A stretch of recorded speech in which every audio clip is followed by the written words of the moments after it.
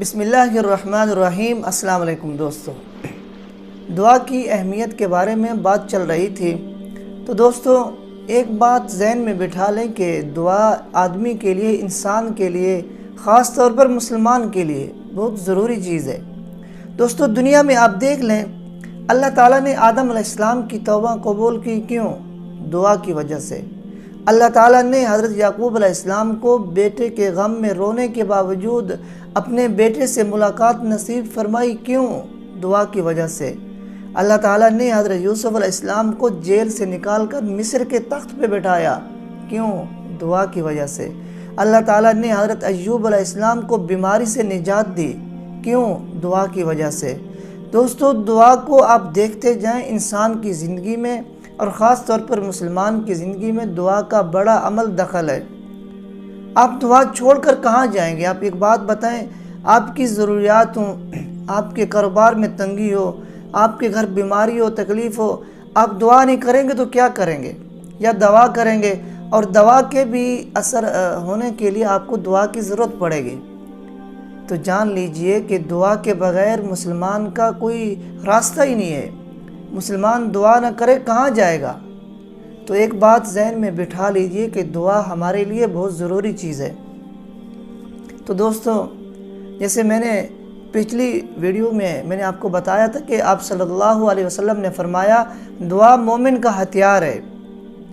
اب دیکھیے، آپ کے گھر کبھی پریشانی آ جائے، جب ہر طرف راستے بند ہو جائیں تو اللہ کو پکار کر تو دیکھیے۔ آپ کے کاروبار میں تنگی ہو، آپ دن بدن ڈپریشن کا شکار ہو چکے ہوں، اللہ سے دعا تو مانگیے۔ آپ کے اوپر مصیبتوں کے پہاڑ ٹوٹ پڑے ہوں، اللہ سے مانگ کر تو دیکھیے۔ جب سارے راستے بند ہو جائیں، دوست احباب رشتہ دار ساتھ چھوڑ جائیں، اللہ سے دعا مانگ کر تو دیکھیے۔ جب کوئی راستہ نظر نہ آئے، ہر طرف اندھیرا ہی اندھیرا ہو، اللہ سے دعا مانگ کر تو دیکھیے۔ جب آپ کو کچھ سمجھ نہ آئے، جب آپ کو لگے کہ اب اس دنیا میں آپ کے رہنے کے لیے جگہ نہیں ہے، تو اللہ سے کم از کم مانگ کر تو دیکھیے۔ آپ کا کام مانگنا ہے اور اس ذات کا کام دینا ہے۔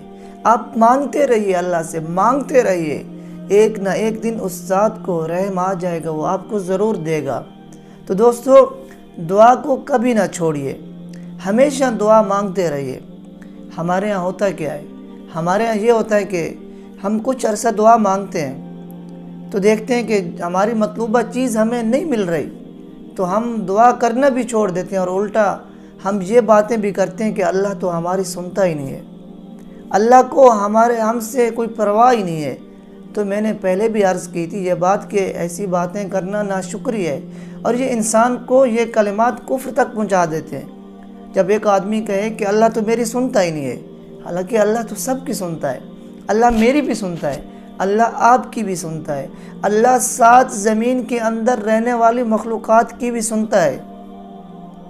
تو اللہ سے دعا مانگنا نہ چھوڑیے، مانگتے رہیے، مانگتے رہیے، ایک دن اس ذات کو رحم آ جائے گا، وہ آپ کی دعا قبول کرے گا۔ دعا کے لیے چند چیزیں ضروری ہیں دعا کی قبولیت کے لیے۔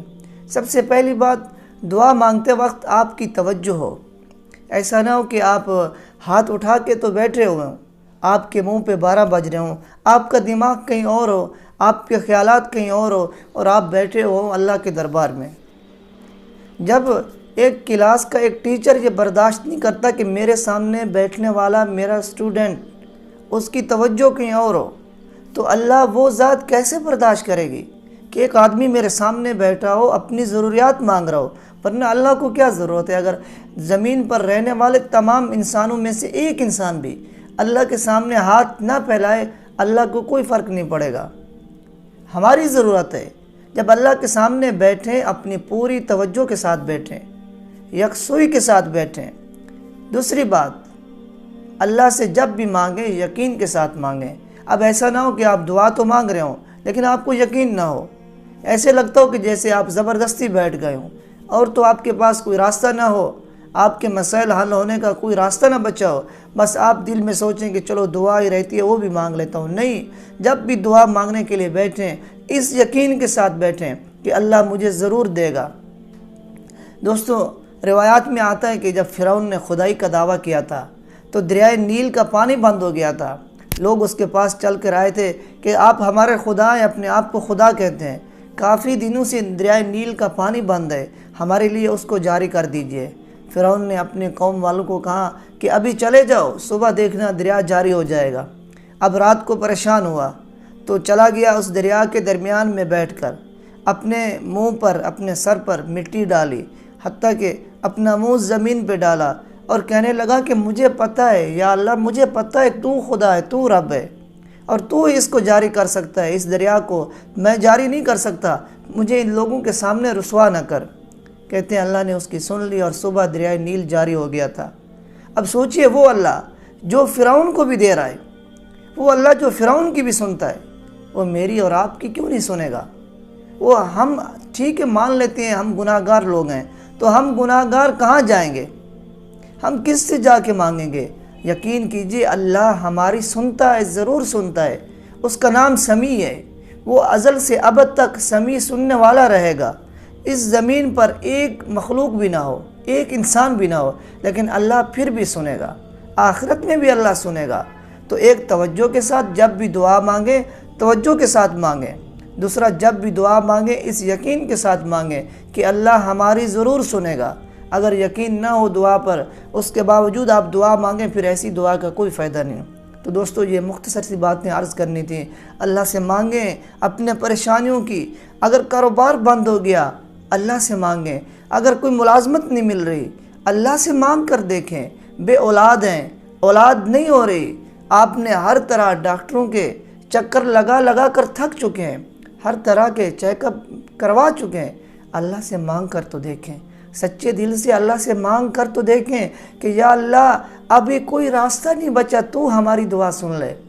تو اللہ کیسے نہیں سنے گا؟ اللہ سنے گا، ضرور سنے گا۔ سب کچھ ساتھ چھوڑ جائے، ہر طرف اندھیرا ہو، کبھی رات کی آخری پہر تہجد میں اٹھ کر اللہ کے سامنے جھولی پھیلا کر تو دیکھیے، اللہ کے سامنے مانگ کر تو دیکھیے، اللہ کو اپنی تڑپ تو دکھائیے۔ اللہ سنے گا، ضرور سنے گا، اور اللہ دے گا، ضرور دے گا۔ تو دوستو، ہمیشہ دعا مانگیے، دعا مانگنا نہ چھوڑیے۔ اللہ تعالیٰ مجھے اور آپ کو بلکہ تمام مسلمانوں کی تمام جائز حاجات پوری فرمائے۔